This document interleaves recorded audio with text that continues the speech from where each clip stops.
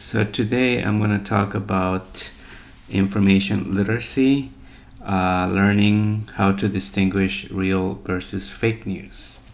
So let's get started.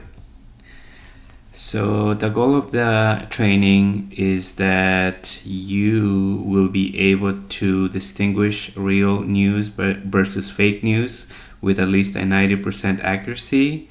Also identify with 100% accuracy at least 2 trusted websites. And lastly, create at least one alternative method to retain information. This is the goal for the training program, and I hope that this is something that you achieve at the end of the training. All right, let's move. Let's keep on moving. So how can you tell that the news that you read is real? Just you have to be very careful from where the news comes from and who created the content. Because the news can be spread through multiple channels like Facebook, Twitter, or traditional channels like TV or newspaper. The meaning of the news can change as it passes through each channel, so it's important to know the origin and where it came from. And also, as everybody knows, real news come from trusted websites, so this is something to keep in mind. Now, how can you tell that the information that you're getting is real? Especially when you go online, it's very important to pay attention to where it came from, where the news came from. So a few things that I would suggest is, to pay attention to the domain and the URLs. Trusted websites like the New York Times, they look familiar. They would have the typical look like www.newyorktimes.com. But sites that are not very reliable will appear something like www.news.com.co. So if you see something like that, it should raise a red flag, and you should probably do a little more research to make sure that the contents of the site can be trusted.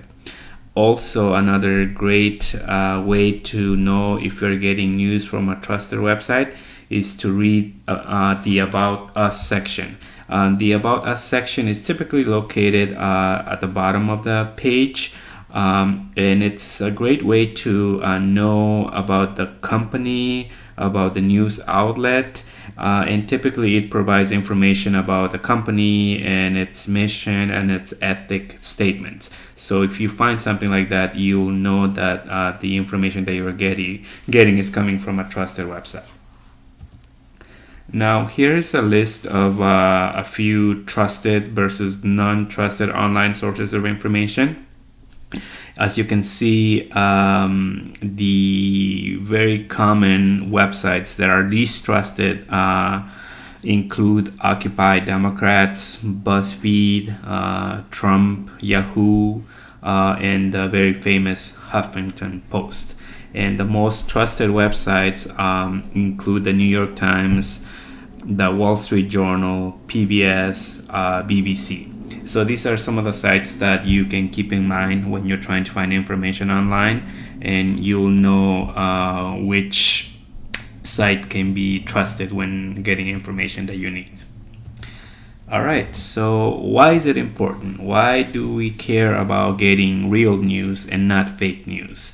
Well, getting real news, it defines our notion of being true digital natives. We live in a technology era, and we are heavily influenced with everything that happens online.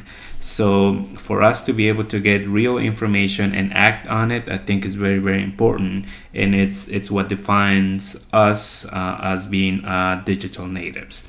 Also, getting real information helps us get information that really matters. And also we learn to know where to get the information from. And the main thing about getting real news is that it provides not only the information that we need, but also it provides us with useful channels or of where we can get the information so that we can expand our information literacy knowledge.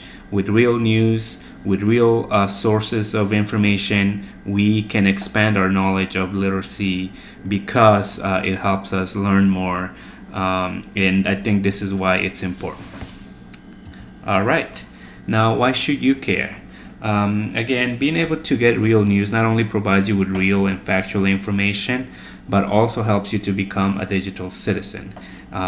We live again in a technology driven society, so it's very important for us to be able to get real news, so again we can act on it. Fake news can be misleading and possibly make you take the wrong decisions. So again, that's another important reason why you should care, why you should know where you are getting your information from. And also, trusted sources of information can help to enhance our knowledge of information, of literacy, because it provides us with real sources of information.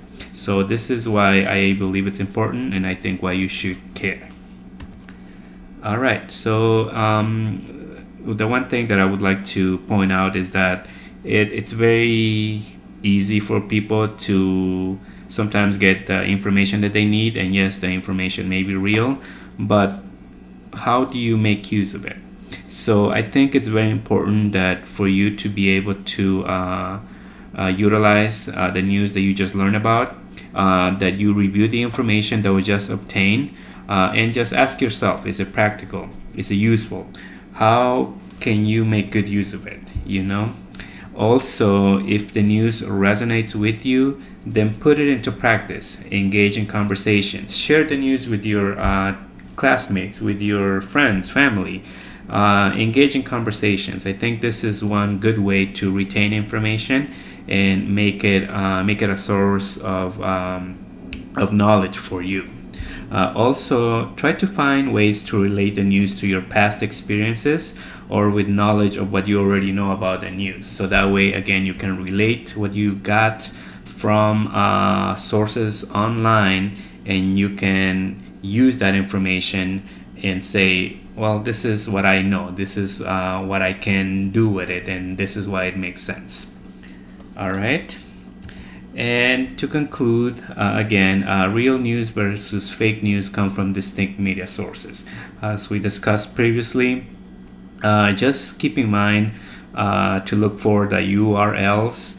They look very similar or familiar to the typical, for example, www.newyorktimes.com. If you see something like that, more than likely the site is a trusted site.